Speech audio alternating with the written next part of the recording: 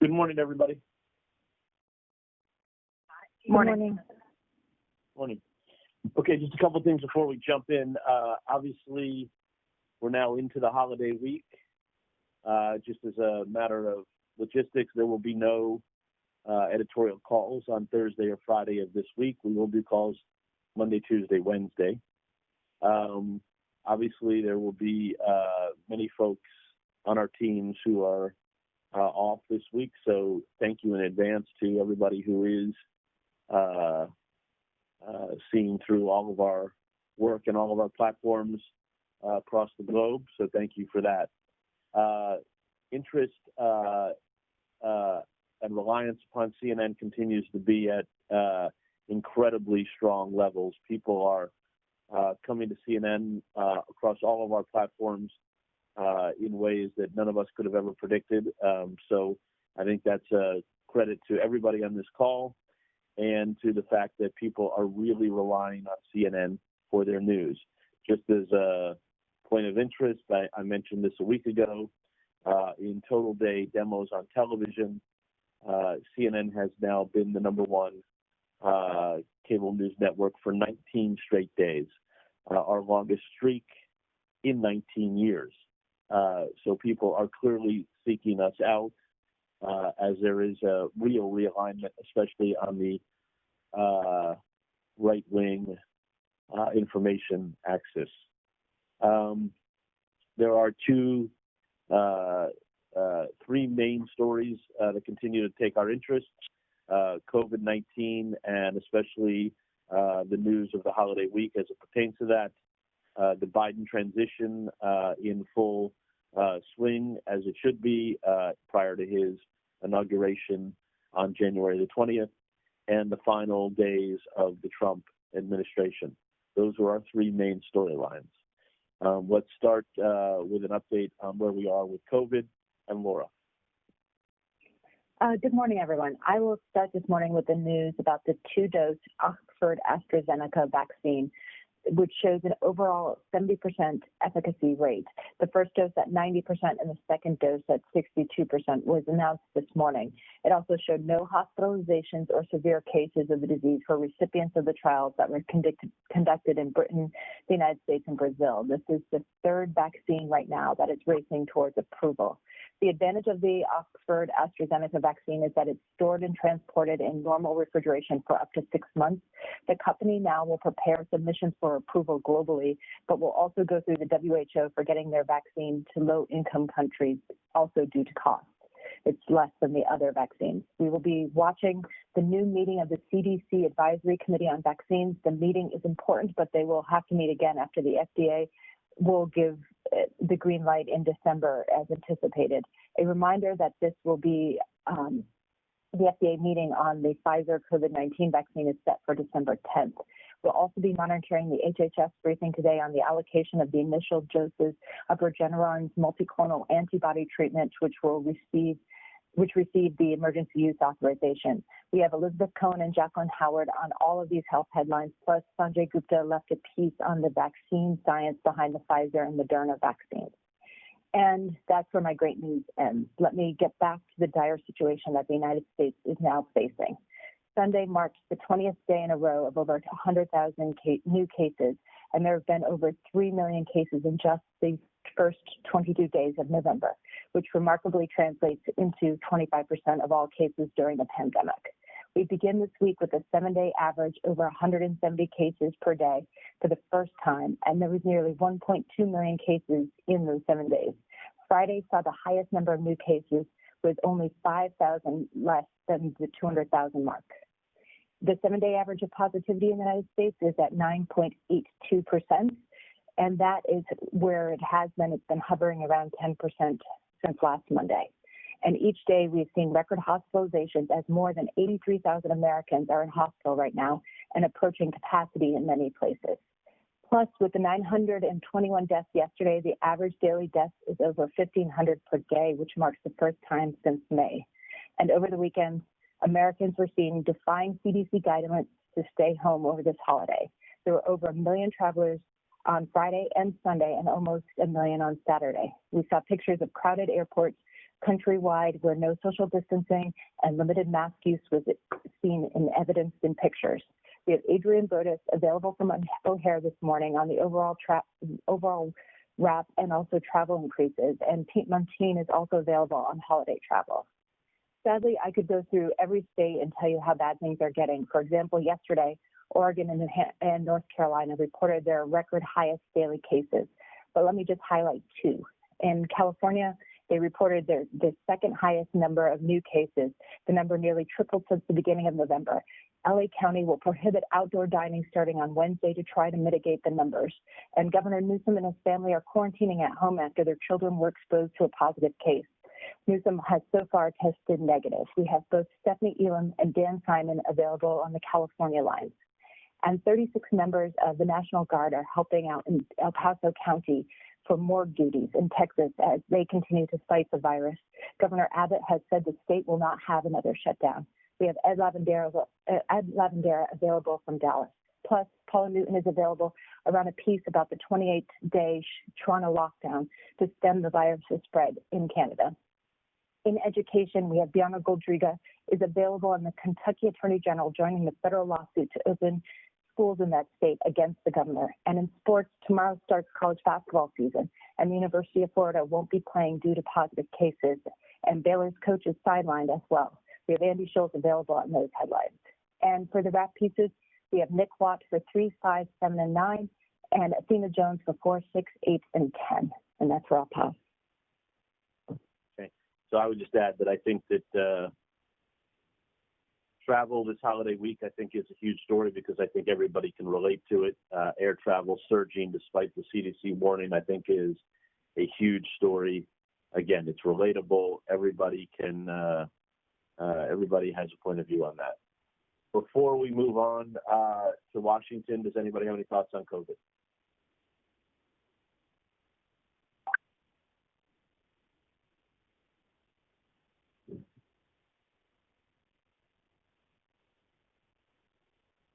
Okay, so obviously the numbers, the hospitalizations, the travel, the CDC warning, the vaccine news, and the overall state of the country with the curfews and all of that, I think, incredibly important. Let's move to Washington and Virginia. Okay, so the president has no public events on his schedule today.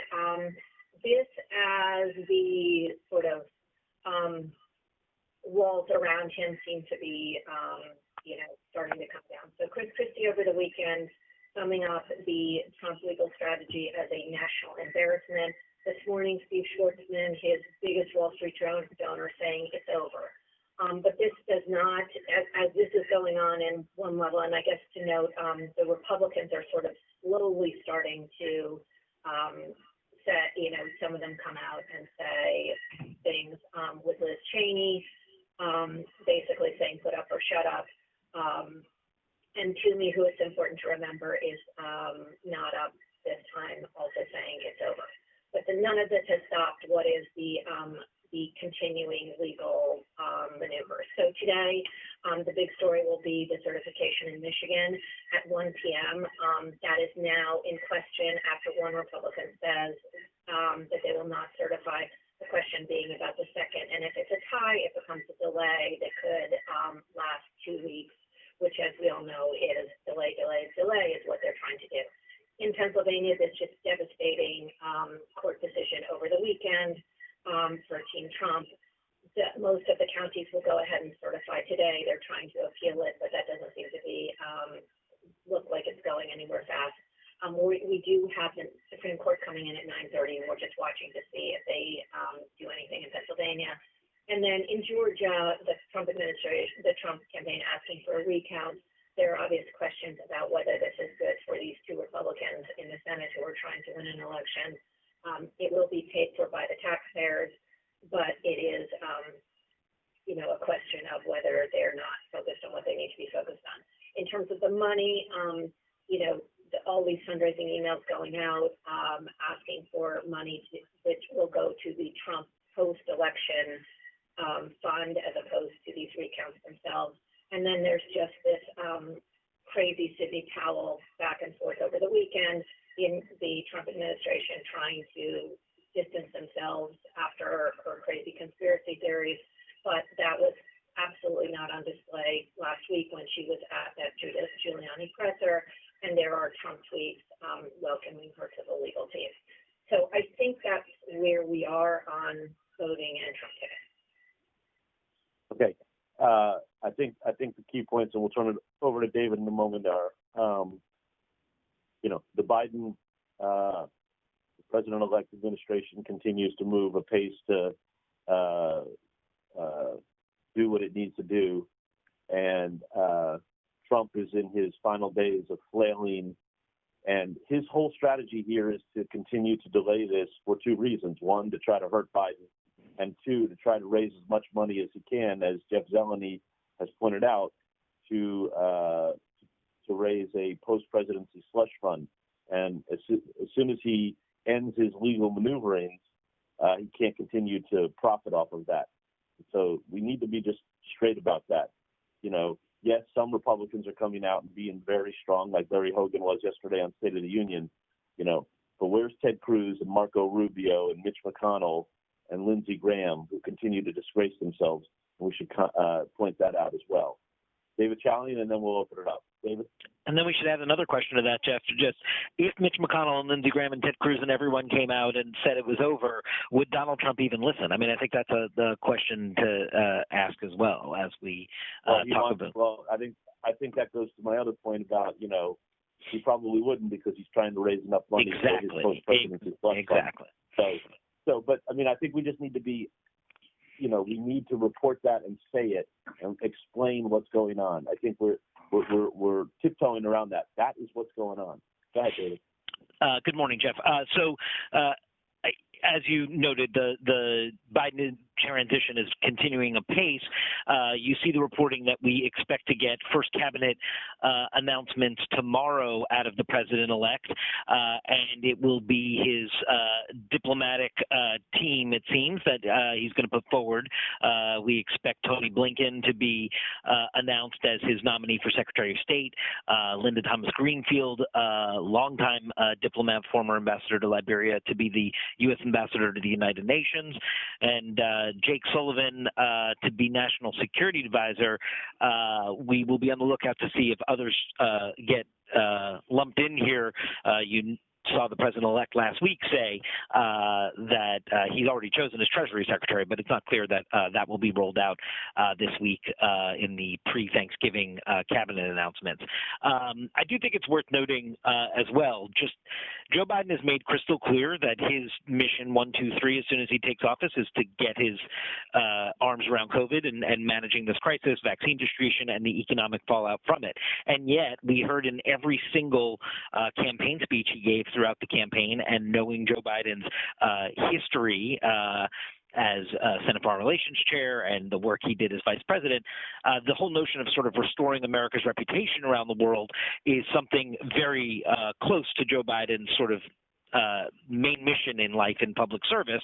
And what you see here is he is putting together a team with a ton of experience and long-time trust and relationship with Biden himself, in Blinken specifically, but also Jake Sullivan, because he's not going to be able to get to full-time that restore America's reputation on the world stage right away, because, as he said, it's COVID getting out of the gate. And so putting these names forward can sort of give them that mission while Joe Biden is consumed elsewhere initially. The U.S. Conference of Mayors, some representatives there sit down with Joe Biden virtually and Kamala Harris today. We'll see a photo spray about 2:45, 3 p.m.-ish. Again, COVID's going to be obviously a big part of this conversation with the mayors. Also, the infrastructure piece of the economic recovery that Biden has his eye on. Remember, Biden has a long-time relationship with these folks, especially dating back to his management of the Recovery Act in the early years of the Obama administration. He was meeting regularly with the U.S. Conference of Mayors, and so we will see that photo spray this afternoon. Again, as you said, just constantly pushing forward here, irrespective of Trump's antics. We have Zeleny and Jessica Dean splitting the afternoon on transition stuff. And then the other thing I just want to note is the Georgia Senate runoffs, which you just heard John Ossoff on our air with Allison talking about how, I mean, you see his entire focus of this campaign is COVID and saying that Perdue is sort of asleep at the switch, and then, of course, attacking Perdue for his financial dealings as well, and his lack of desire to debate. But what you saw over the weekend was, as the Trump campaign pushed forward with its futile attempt at upending the election results in Georgia by pursuing this recount after the full audit, you saw both Kelly Loeffler and David Perdue totally embrace that, support that, says it should go forward, and so you just see how much they are tying themselves in to Trump, even though part of the reason Joe Biden won the state, right, is that explosion of turnout in the Atlanta metro area, and whether or not those folks show up again, sort of where the runoffs will be won or lost come January 5th. Kyung is taking a look tonight at those shifting demographics that have occurred in Georgia that allowed the Biden win to take place, but also noting Trump, even though he lost the state, upped his vote total in the rest of the state outside the Atlanta metro area from 4 years ago. And again, this is why, as you heard John Ossoff just say this morning, this is just a turnout affair in these runoffs, which, as you know, control of the United States Senate hangs in the balance there. So Kyung will take a look at those Georgia demographics and how they play into January 5th tonight. And I think that's where we start. Okay, David, thank you very much. Let's open it up for thoughts on any aspect of the election, the transition, legal, anything.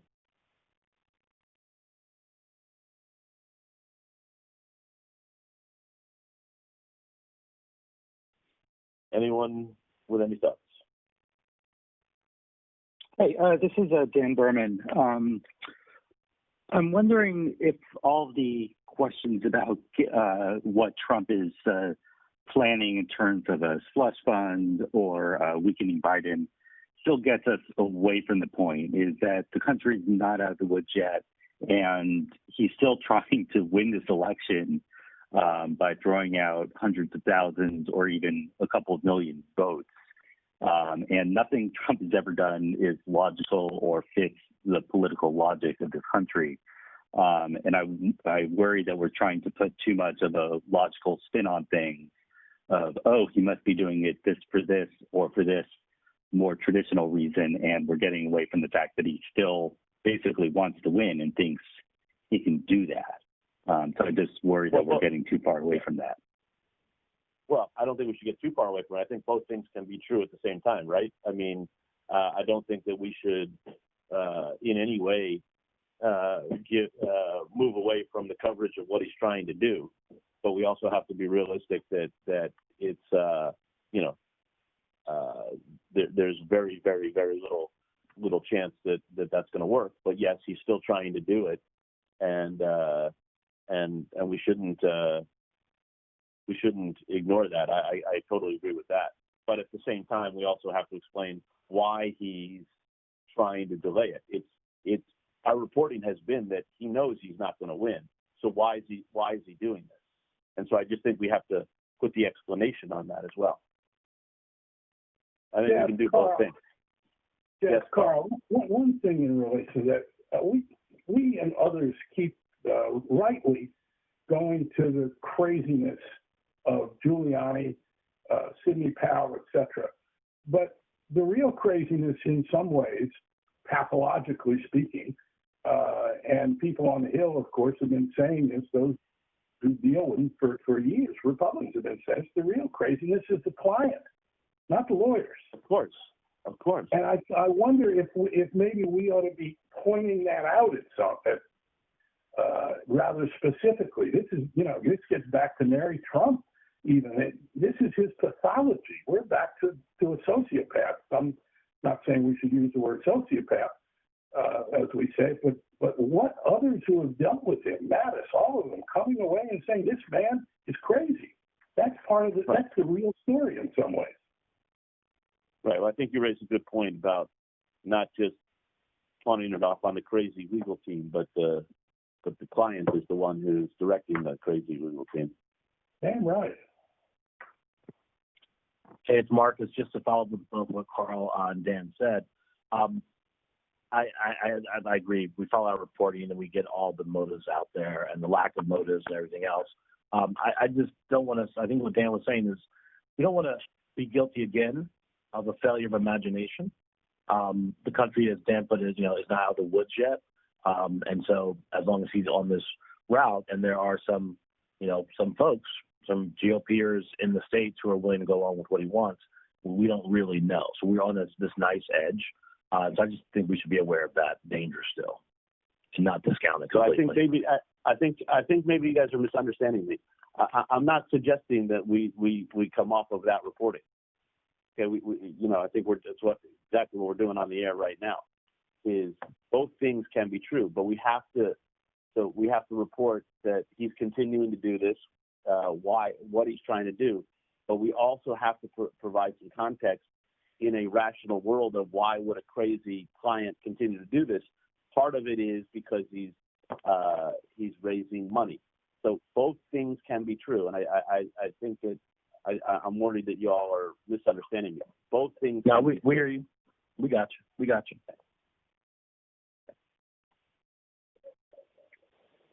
Jeff, just two things. One is, as we know, he prides himself in saying, "I always get even."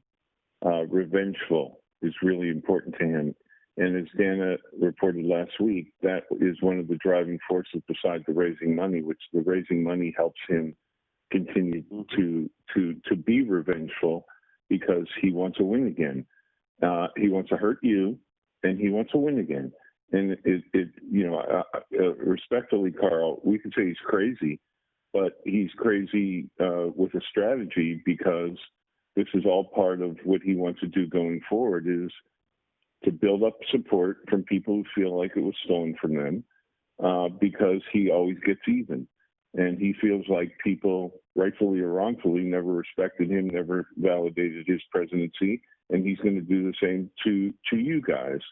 And not only is he going to do that, he's going to try to win it back. And maybe it's as simple as that, but I just think that should be all part of the discussion. And that doesn't necessarily make him a sociopath. It just means that's the way he operates, and he's been very upfront saying that's the way he operates. So I just think it all is part of the way he is the client, and this is the way he wants to facilitate all that.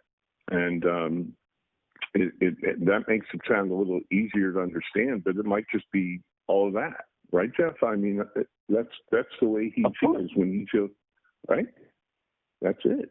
Yeah. The other thing I was going to say, going back to COVID, if you read Brian Stelter's newsletter last night, and you may have seen this elsewhere about the Minneapolis Star-Tribune with the big headline that says "No beds anywhere," and if you read that article, it's chilling. I mean, because you can think about, we know it's going to get worse because we have more tests that are positive, but when you end up not having enough beds, that's when it's effing serious. And if you read that article, how we can kind of reflect that more going forward, maybe from Minneapolis, if we can, with guests, with some of the people who were quoted there, I would suggest it strongly, because that's when you get into a position where it's scary, like it was in New York back in the spring.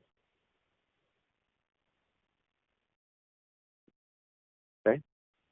Rick, Carl, again, just one thing on this. You're right about the revenge thing as an element. And the two things, it seems to me, and it has to do with the reporting of this, are not mutually exclusive. My point is that repertorially, going back, if you look at our own coverage a couple of years ago, when people on the Hill were first saying that they regard him as crazy, unstable. That's when the stable genius stuff came up, et cetera, et cetera.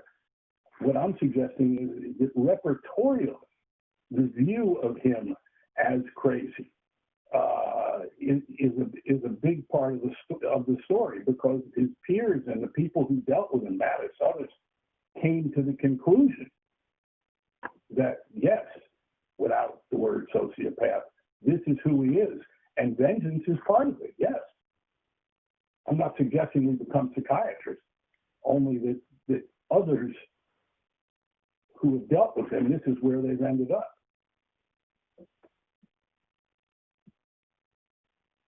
Other thoughts?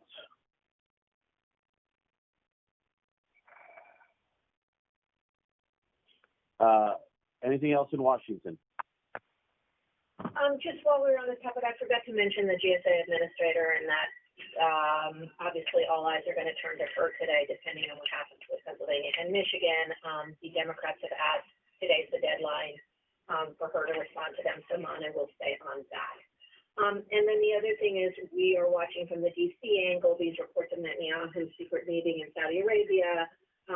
Is about, as David will talk about, the new national security team coming in and concerns perhaps over the Biden posture towards Iran. So we're reporting that out. And that's what I got. Okay. Anything else on politics? Nope. Thank you. Anything else on domestic?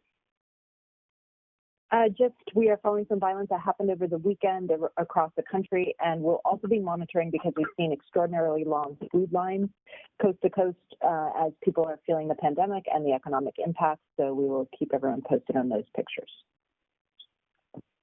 Okay, thank you. Yeah, so let me just start with our COVID lines. So today we're hearing from Boris Johnson. He'll have some announcements on how England will come out of the lockdown on December 2nd.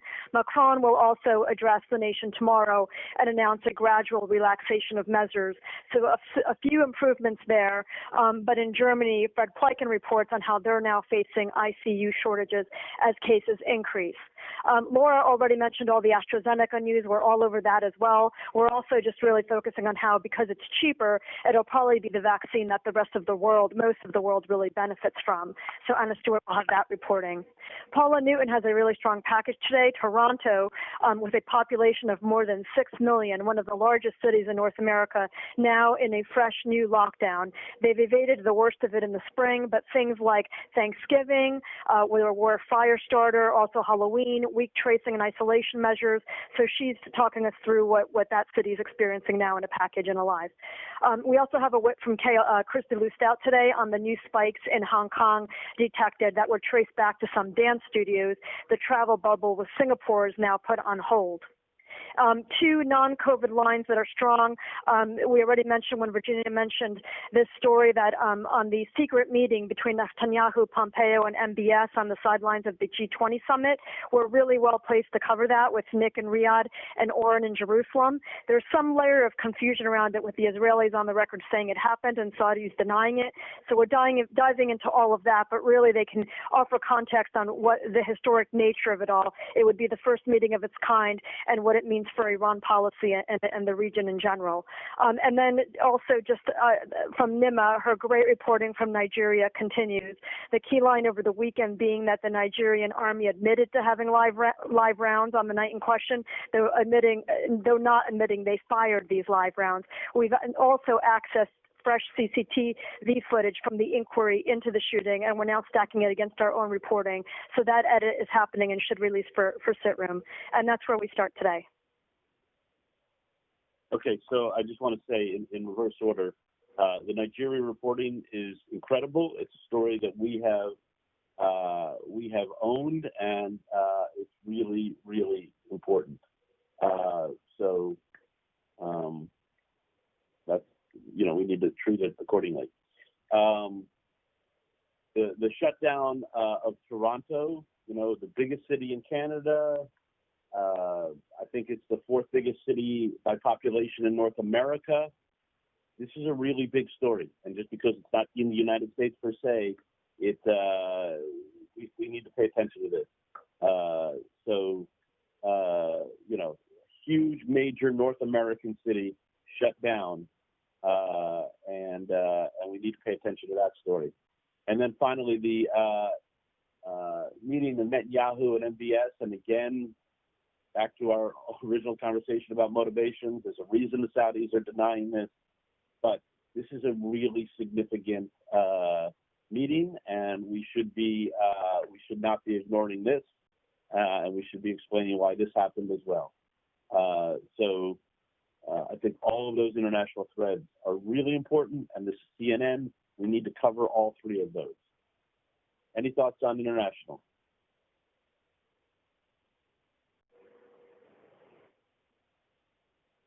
Okay, business. Jeff, good morning. U.S. stocks pointing higher this morning. The Dow just opened up about 200 points, all on that promising vaccine news that is really bolstering sentiment this morning, as Laura mentioned. So we're watching the Joe Biden team urging Congress to pass some sort of stimulus, even limited its scope during a lame duck section. That clearly not happening. Reports indicating that the team is becoming increasingly worried about those forecasts of a double-dip recession. As you know, on Friday, J.P. Morgan became the first major bank to forecast that the U.S. economy will shrink in the first quarter. Julia Chatterley, Allison Cossack, up and available on those wider threads. Meanwhile, investors also watching the Biden camp and the transition team, as it is expected to pick the Treasury Secretary in the coming days. Betting markets say a top contender will be Janet Yellen, somebody that both the left and right can stomach. And meanwhile, business leaders are continuing to urge for a transition. Virginia mentioned this. Blackstone chairman, CEO, co-founder Steve Schwarzman, one of the president's most loyal allies, calling the outcome very certain, saying the country should move on. We alerted that moments ago. And Mark Cuban this morning on LinkedIn saying that the transition should happen quickly. There is a lot at stake. Christina Alessi is up and available on those threads. And despite the worrying economy and the uptick of COVID cases, U.S. travel continues to surge on this Thanksgiving holiday week. Sunday was the busiest day at U.S. airports since the pandemic began. The TSA saying it screened more than 1 million people. And you add in Friday and Saturday, that's more than 3 million people that took the flights last weekend. But that said, United, Southwest, and American all reporting a precipitous decline in bookings overall. So we have Pete Montine available on those threads as well. And just lastly, in media, while the president is obstructing the transition of power, his administration continuing to obstruct the free flow of information from the White House to the Pentagon to the State Department, officials dodging questions from the press corps. Brian Stelter notes that this is the ultimate show of weakness by Trump. It is happening as he stares down defeat. And of course, as there is a vacuum of administration officials on TV, Trump has suddenly had to adjust to the new norm. He is the secondary story. Brian Stelter has been up on that in media, and that's where we begin. To witness, Mike Pompeo hasn't taken a question on his entire 10-day trip, by the way. So, and let's make sure we're clear about why Steve Schwarzman has come out today to say it's over.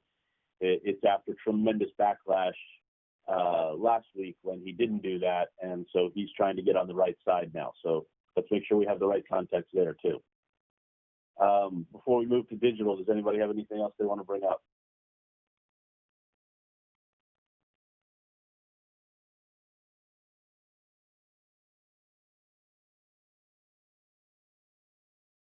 Digital.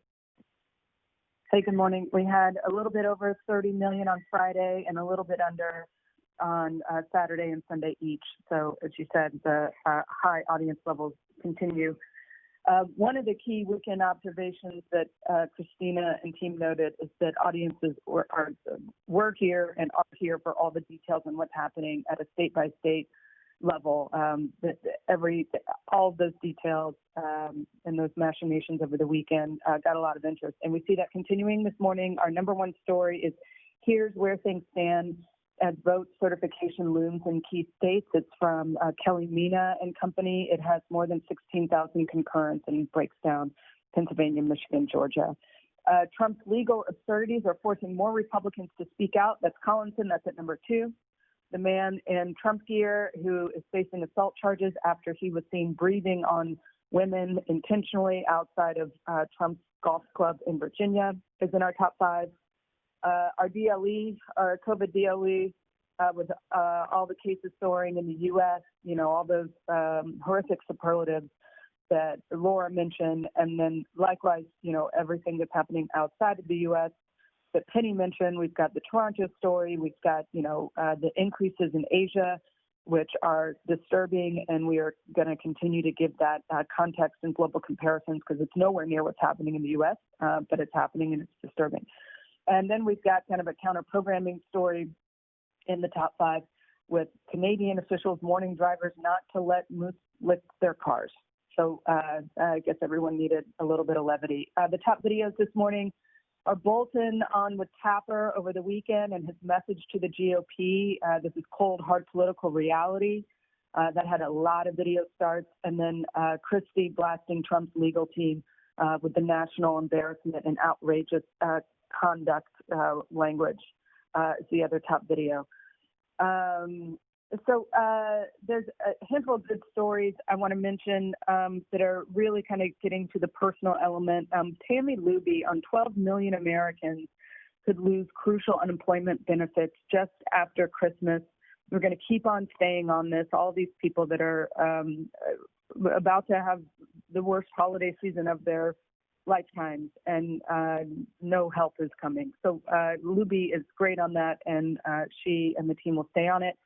Then we've got this really remarkable video project from Kat Jennings and Alexandra King, conversations with Americans who are mourning COVID victims that they will be missing at Thanksgiving. And what you see when you watch this video are images of the empty chair that people's loved ones would normally be sitting in over the holidays. And you hear voices walking through what that person means to them. It is really well done, really hard to watch with a dry eye. And in terms of, our attempts to do journalism that get at the grief and mourning that a lot of people are feeling, this does it better than anything I've seen. From the race team, Nicole Chavez on Latinos were going to college in greater numbers than ever, but now COVID is forcing many of them to drop out. We absolutely are on the Nigeria government reversal, and we'll keep on giving that big play. That is our terrific reporting, as you said. There is a great enterprise piece from Jesse Young on millions of Filipinos work abroad to support their families back home, and mothers and children share their stories about that. Just really good enterprise work. There's a counter-programming story, also pandemic-related. The new F-150 is the ultimate pandemic pickup truck. It has seats that turn into a bed. It has a desk. It has a bottle opener. Anytime we do any story on the F-150, it flies off the charts, so we will see that high up soon. And then lastly, in business, we are launching today our third annual installment of Risk Takers. It's our tentpole series. We'll have weekly profiles from here till the end of the year. And today we start with the Zoom CEO, who all of a sudden found that his business was a part of the national infrastructure, obviously because of the pandemic, and that was not the plan, and how he dealt with that and coped with it. So it's a good profile. That's it. Okay, thank you very much. John. Good morning, Jeff. So obviously all eyes turn to Michigan this afternoon during the 1 o'clock hour when the state canvassing board meets and the 4-member board begins its vote. You know how one GOPer is going to vote. We'll see what the other one does. Dan Gallagher is there, and we're ready to roll with whatever decision comes out of there. Could go a half hour, could take a couple hours. We'll just see how long it takes to get to the decision they're going to render. Arlette Science and Jeff Zeleny still split, covering Biden and Wilmington, the cabinet choices with Blinken at the top of that reporting. We'll see what comes of the 3 p.m. meeting with the mayor's conference. And then finally, John Harwood and Caitlin Collins on just all the roadblocks the Trump legal strategy keeps hitting, and Powell ousted. Jim and Poppy just had Richard Pildes. They're going to get Mark Aronchik up pretty soon. He's the attorney repping a number of Pennsylvania counties who is going against the Trump campaign and the legal moves there. Kate at 11 a.m. has Jeff Timmer. He's a former GOP member of that Michigan canvassing board. He's currently with the Lincoln Project, very outspoken, very outraged over the move to potentially vote down the certification. Kate's also pairing GOP City Councilman Al Schmidt with Lieutenant Governor Fetterman about the legal challenges in the state. Nia Malika Henderson is filling in for John King at noon. She's doing a whole takeout on the campaign targeting cities with large Black populations. Brooke Des have former FEC Chief Trevor Potter coming up. On coronavirus, the AstraZeneca news bundled with the explosion of travelers is topping that coverage. The TSA numbers that Pete Montine put out are alarming. That's exactly what the health officials did not want to see. So we'll play that up with Adrian Broadus at O'Hare Airport. The Nick Watt 3 p.m. rap piece out of LA airs there. And finally, the Sanjay piece on the new messenger RNA vaccine, really fascinating to look at the science. That's airing next hour, and again with Brooke. We have doctors Larry Brilliant, Carlos Del Rio, and Jonathan Reiner to add to the vaccine conversation. And I do want to point out, Rick Davis mentioned that Minneapolis Star-Tribune article about just the explosion of patients there, and the one ICU doctor who's quoted as saying there are no beds anywhere. We have him booked. He'll be joining Brianna today during her hours. And finally, internationally, we will get to Paula Newton on the Toronto lockdown and Salma Abdelaziz on Boris Johnson announcing the UK winter COVID strategy. Okay. Thank you. Washington? Good morning. Erica Hill is in for Jake today. On the lead, Jeff Zeleny will get into the Biden transition full steam ahead with the expected cabinet picks. Caitlin Collins at the White House with Trump flailing as more and more Republicans say it's over. We'll dive into the legal strategy, what that's really about. And of course, we're watching Michigan on the certification and that meeting at 1 o'clock. Sabrina Siddiqui and Crystal Liza will join us for analysis. Elizabeth Cohen will have the latest on the vaccine, AstraZeneca, the efficacy and the allocation of the doses. Athena Jones has the wrap piece that'll look at the state of the country, including travel. ER Dr. Megan Rainey joins us. So does New Jersey Governor Phil Murphy, who can look at the intersection of COVID and the transition. And we're also interested in the lockdown in Toronto. And in the Situation Room, we'll be on top of all the latest COVID threads, the worsening situation across the country, holiday travel, the vaccine news, the CDC warning. We'll dig into it with all of our medical voices, including former CDC Director Tom Frieden, as well as the Watt and Jones coronavirus wrap pieces. The Biden transition, as it continues to pace, will also play prominently for us. The cabinet appointments, the meeting with the U.S. Conference of Mayors today. We'll have Jeff Zeleny and Jessica Dean across all of it. And we'll talk to Senator Chris Coons about it all. In terms of the president, as he continues to flail in his final days, his attempts to both hurt Joe Biden as well as raise money to pad his legal slush fund, we have Jim Acosta from the White House for us. And in addition to our political voices, we do have General H.R. McMaster booked. We'll talk to him about all of that. We'll also be keeping an eye on to see what happens in Michigan and Pennsylvania today. And we will be running the Nimo follow-up piece on Nigeria that Jeff, both you and Penny talked about earlier. And that's where we start. Great. Thank you very much. Does anybody else have anything they want to bring up?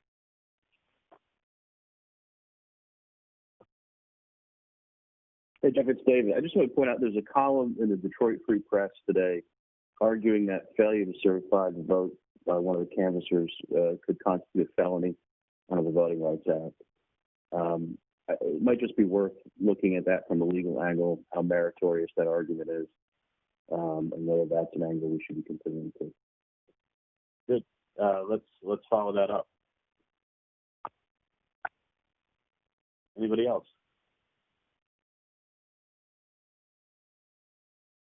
Thanks, everybody. Have a very good day. Take care. Bye-bye.